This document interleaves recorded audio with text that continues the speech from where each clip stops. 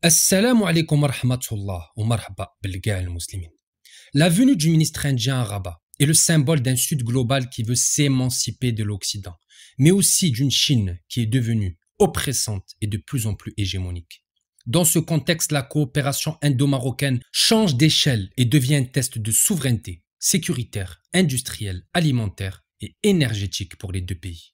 Sécuritaire parce que l'Inde, géant industriel, a bâti depuis l'accord de 2005 avec la France et avec Naval Group, et sous l'impulsion de Make in India, une filière sous-marine crédible, stratégique autour du sous-marin Scorpène, un modèle aligné sur les besoins de la marine royale marocaine. Des négociations sont en cours entre Naval Group et la marine royale. D'ici là, l'Inde peut agir en partenaire conseil et en coformateur si un transfert de technologie est acté entre Naval Group et le Maroc. Sur terre, le géant indien Tata a posé dans la ville de Barshid la première brique d'une base industrielle de défense, une usine de blindés amphibie d'environ 100 unités par an, donc modeste sur le papier mais décisive pour ériger le premier étage d'une souveraineté militaire marocaine.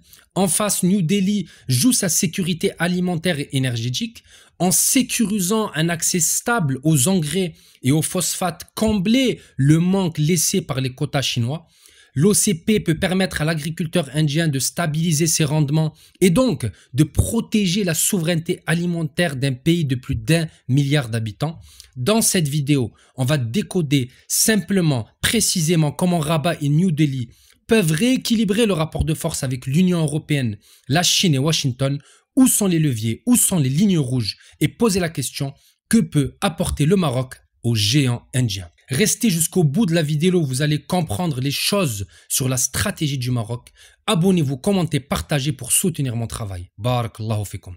L'Inde est un géant démographique, économique et surtout industriel qui peut apporter énormément à une industrie de défense marocaine encore embryonnaire.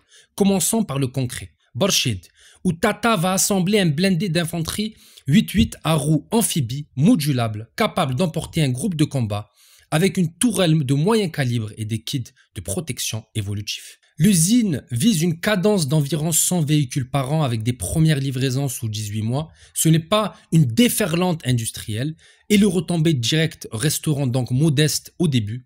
Pourtant, l'enjeu stratégique est ailleurs. L'usine de Tata va permettre de standardiser des méthodes, de connecter des petites entreprises marocaines à une chaîne de production internationale qui est exigeante.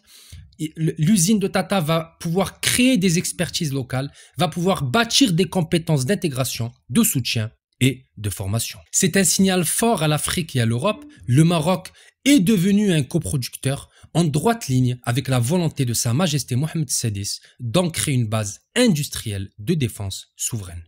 Comment comprendre cette volonté indienne de faire du Maroc un industriel? L'Inde n'opère pas gratuitement, il y a des enjeux vitaux pour elle. La Chine a instauré dès 2023 des quotas d'exportation d'engrais pour privilégier son marché intérieur.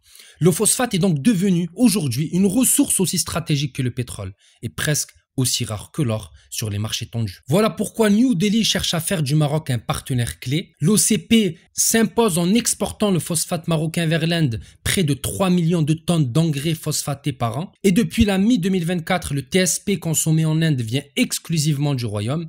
Ce n'est pas un détail, c'est une quasi-dépendance qui est en train de s'installer, car celui qui maîtrise la roche, la transformation chimique et la logistique portuaire devient un maillon central de la sécurité alimentaire de plus d'1 milliard d'êtres humains. Alors oui, l'Inde est un géant économique face au Maroc et l'on pourrait craindre un déséquilibre dans les rapports commerciaux entre les deux pays. Mais Rabat a réussi à rééquilibrer la relation grâce à son levier phosphatier en l'insérant dans une co-spécialisation claire. Au Maroc, l'engrais, la logistique et la fiabilité des chaînes, l'Inde, le marché, l'échelle industrielle et l'investissement productif. Cette symétrie fonctionne parce que les deux capitalisent sur un réseau d'alliances et d'intérêts convergents. Au-delà de Tel Aviv et de Abu Dhabi, c'est à Paris que les trajectoires se croisent le plus clairement. Même fournisseurs, même standards, même canaux de formation, donc des gains de temps et de fiabilité pour tout le monde. Le Maroc en pleine négociation pour le sous-marin Scorpène de Naval Group pour densifier sa marine, un bâtiment que l'Inde connaît par cœur.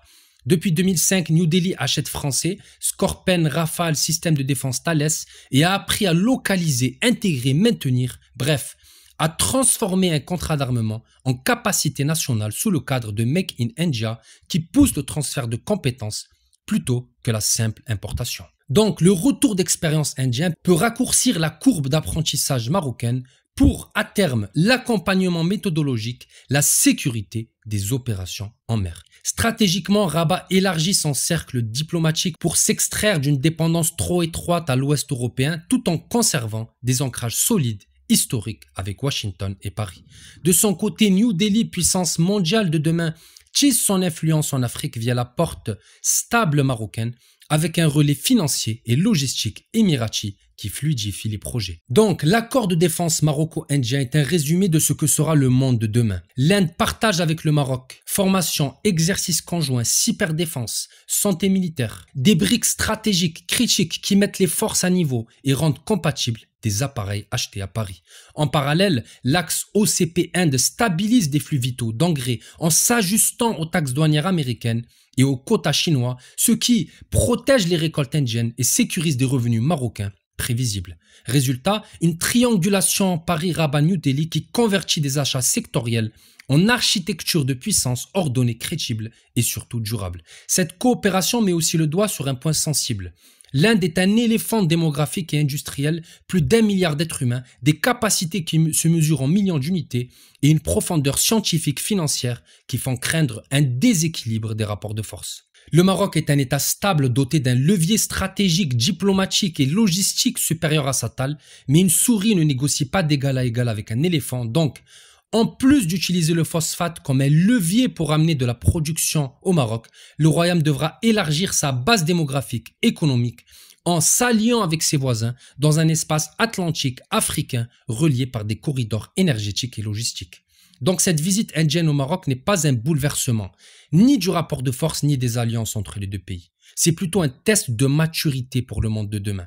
L'Inde veut prouver qu'elle traite un partenaire africain en bâtisseur et qu'elle n'a plus besoin des engrais chinois. Le Maroc veut tester sa capacité à construire sa propre souveraineté militaire et industrielle.